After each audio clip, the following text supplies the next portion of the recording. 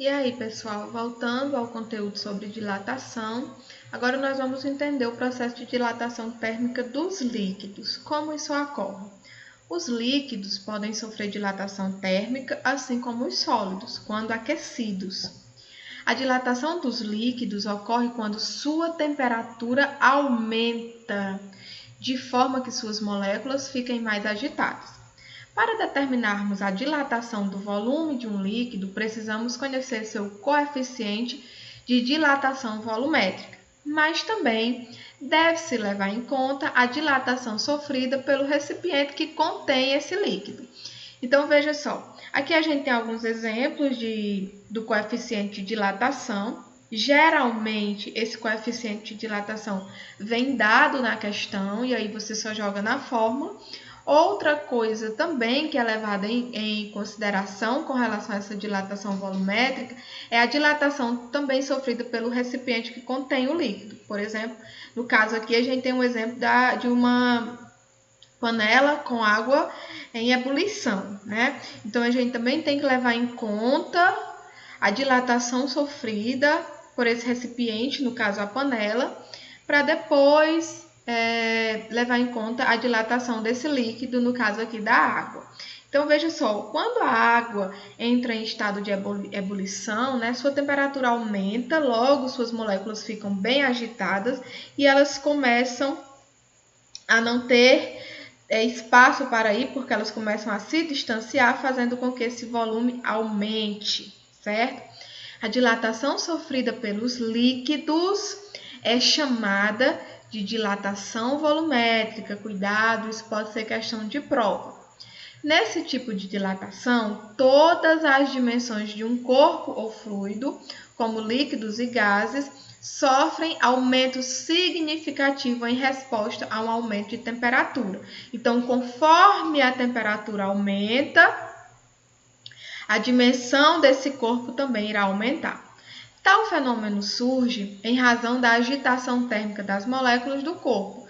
Quanto maior a temperatura, maior é a amplitude da agitação dessas moléculas, que passam a deslocar-se em um espaço maior. E aí, como elas se agitam, começam a se distanciar entre si, esse espaço entre elas é maior e aí acontece o que a gente chama de dilatação. No caso dos líquidos, dilatação volumétrica. Vai haver um volume maior aqui de água quando ela está em ebulição, né? Quando há um aumento aqui de temperatura. Tudo bem até aqui? E aí, conforme vocês entenderam como ocorre esse processo de dilatação térmica nos líquidos, né?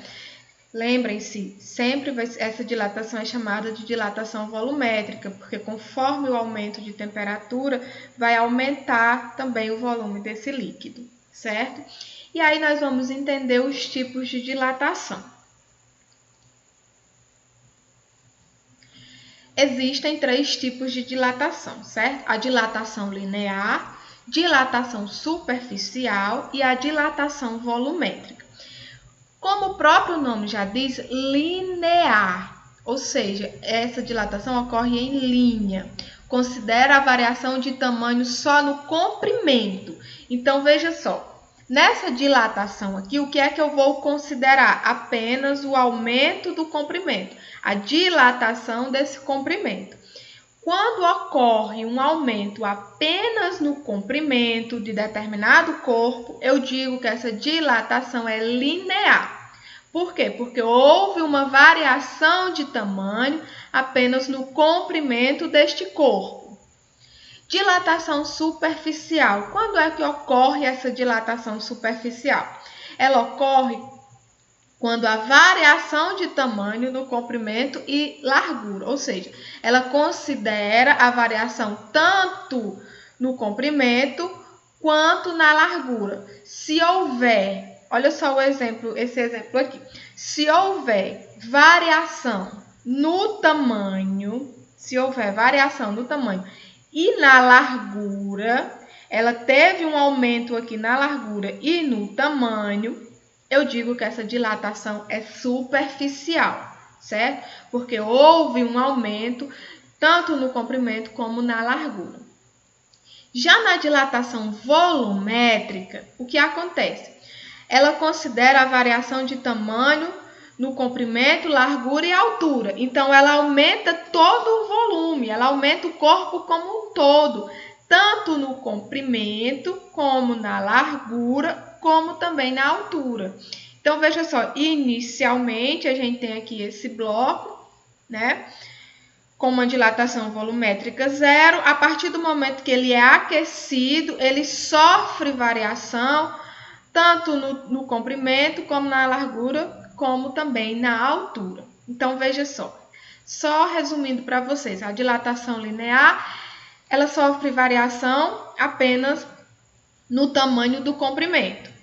A dilatação superficial, ela sofre variação de tamanho no comprimento e na largura. Já a dilatação volumétrica, ela sofre variação de tamanho tanto no comprimento, como na largura, quanto também na altura. Tudo bem até aqui? E aí nós iremos ver o cálculo, como é que eu vou calcular essa dilatação linear e quais são exemplos que eu tenho sobre esses tipos de dilatação, tá bom? Então, até daqui a pouco.